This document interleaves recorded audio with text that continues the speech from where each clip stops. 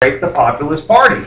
Indeed, black sharecroppers clearly had a lot in common with the farmers in the West and the South who were white, right? They had the same issues, the same sort of people that were there. But if you're a political party, what two resources would you like your constituent groups to bring to the party? Money. Money and People.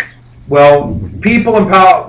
People give you power by doing what? Voting, okay? Money and votes. And if you're black and in the South, what two things did you not have? Money. Money or votes, okay? And the legacy of Reconstruction and the segregated South, voting, how do we put it politely, was discouraged, okay? As we mentioned before, and clearly money was not, huge. However, racist whites were happy to utilize this as a club against the Populist Party. Okay, so while the Populists were not getting a lot of political advantage by having the blacks in the party, they were getting hit by people, as we were saying, playing the race card. Okay, because what was happening? Now, the racist white, again, what party were they part of at this time? Republicans. No. Democrats. The Democrats, because remember, they're racist whites are Democrats at this time, okay? And then they're going to eventually, as Democrats embrace the civil rights movement, they're going to be upset. They will move to become the Dixiecrats, right? Those who are the Democrats running for segregation. Their head's Strom Thurmond, who actually runs on a segregationist platform. And of course, ultimately, he will move over to the Republican Party, and part of the Nixon Southern strategy in the 60s is to kind of get the racist whites over and make them switch parties, and that becomes effective. Although I just personally think that nobody should be fighting for the racist vote. What's the vote? I want the racist vote, But so both parties, Democrats and Republicans, at various times fought for the racist vote. I don't think it's something to be proud of, but there it is. But anyway, so what the Democrats were doing was that they would say, because again, farmers were either going to vote for the Democrats or the Populists. There's no chance a Republican's going to get voted for at this point in the South. And so what they did was they said, oh, look at those populists, blacks control the Populist Party. And of course, that's a way to trigger white fear. And so eventually the Populists drop blacks from the South because they see it as being a political negative. Now, it's not the same thing as the anti-Jewish thing, because with the anti-Jewish thing, clearly they have their own issues with Jews. They're negative. In this case, their tactical decision was, well, even if we ban them from the party, their condition will be better if we get this, like, rid of absentee land ownership. Their condition will be better if we get it right, but we don't get any benefit by having them in the party. So it's a tactical decision rather than it is a purely racist one. If they were principled, they would have kept them in there, but it's obviously a horse of a different color in terms of why they're doing it, okay? And so we want to at least texture that discussion, okay? So those are the negatives that have been leveled against the Populists. Then what about their legacies? Well, one, as we mentioned, they are one of the first big grassroots movements. And as we said, it's so hard to tell nowadays what's a real grassroots movement, but the Populists are still studied as how do you mobilize people from the bottom up, okay? That's number one. Number two, it's one start of one of the big agricultural lobbies in the 19th century. The idea that actually agriculture, now remember, the plantation owners had, before the Civil War, had a lot of power. Now they lost it. Now we're seeing the modern, what today would eventually be called agribusiness, right? Okay, so that's a modern construction, a modern phrase. But the idea that agriculture as a political lobby would have some influence in politics, and really the Populists re-put them on the map, even in an industrial age. Even today, agricultural businesses do have some influence. People talk about the ethanol, the subsidies in the Midwest. What's actually one of our 5 top lobbying groups, at least as of the last 10 years. My figures may be slightly out of date, so I'll have to recheck. But in the last 10 years, one of the top 5 lobbying groups is an agricultural lobby group in Congress. What was one of the top 5 lobbying groups that's an agricultural business? You may not think of it as agriculture, but it is. You know it. You just don't know that you know it. Okay, I just don't know it. Okay. Tobacco. Because what is tobacco? Tobacco is agriculture, but you all know tobacco is one of the big lobbying groups, right? Okay. This is not news to you, I assume, right? But it is. Don't forget, it is agricultural. Okay, and it's one of the big agricultural lobbies. So there you go. More you know. Today? Huh? That's still today. There was just there's actually a big scandal about somebody passing out tobacco checks on the floor of the House just before a vote in the House, and this was just, what, in the last year or two, wasn't it? The tobacco checks, did you all not?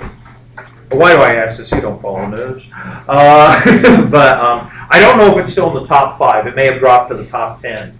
But I mean, but I know that in the last 10 years, tobacco still was one of the top. Well, I mean, was the top 5 in the last decade. Now, whether or not that it's changed, they might have slipped since then. But they still are big contributors to various different groups. So, so big stuff. So agricultural lobby is number 2. Number three, and here's the third and kind of important thing that was there. So we had the agricultural lobby, we had that, and then finally one of the third ones that's big is that some of the things that they asked for, such as income taxes, such as direct election of senators, regulation of the railroads, regulation of what we don't want to call them quite utilities yet, but I mean telegraph and telephone. Those things ultimately do become true. Now, they don't become true during the populist era, but these ideas that they have in the next 2 to 4 decades will end up becoming law in the United States, usually by a different group that's going to take some of their ideas called the progressives. Okay, so they do have a legacy in that some of the stuff that we put in that list of the stuff that they were lobbying for, some of those things do become part of our fabric. It's just that not during their time, but during a later version. Yeah. Remind me how senators were chosen before this? Senators were originally selected by state legislatures. Okay, and in fact, we haven't been electing senators we've been doing it for less than 100 years. 2017 will be the 100-year landmark of the 17th Amendment. And then 2018 would be the first election. Will be the 100-year anniversary of us actually electing senators. So it's been less than 100 years. That just boggles my imagination. So, but there it is. Anyway, okay, so that's the populist. So let's now move our heads out of the populist stuff and the domestic politics, and let's move to foreign policy. Now, foreign policy is a huge kettle of fish. And I know unless we're bombing something, we tend not to think about foreign policy because it's no fun. It's like talking about trade agreements and all this. But since we haven't really dealt a lot with foreign policy, I'm going to have to kind of backtrack and do an overview of foreign policy in the United States, do some very basic models, talk about the structures that we have, back ourselves up, look at what's going on during the Civil War, and then this period that we call the imperial period in American history in the 1880s and 1890s, which is our focus of these lectures, okay? So let's back ourselves up. There have been a lot of different policies, foreign policies in American history, but only a handful of ways that America has viewed its place in the universe, its place in the world. And so I want to give you that overview first of how do we see ourselves in terms of the world, and then those models have a tremendous effect on how all these little nuances and policies work out, okay? So when we start off with George Washington in the very beginning of the United States, Washington first enunciates our first vision of how we fit into the world when France's revolution occurs. When the French Revolution happens, and the French particularly want to export to other countries, they particularly ask for help to attack England, Washington enunciates our first major policy, which is that of isolationism, neutrality. Okay, he basically says, look, we're a young nation.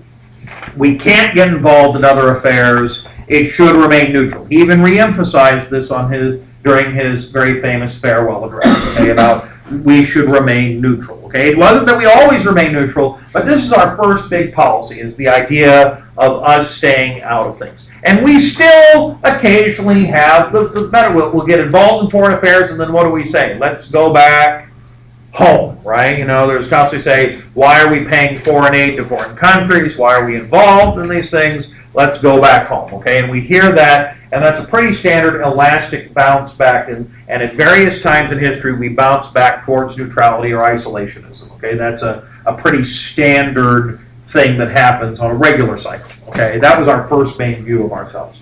After the War of 1812, things changed.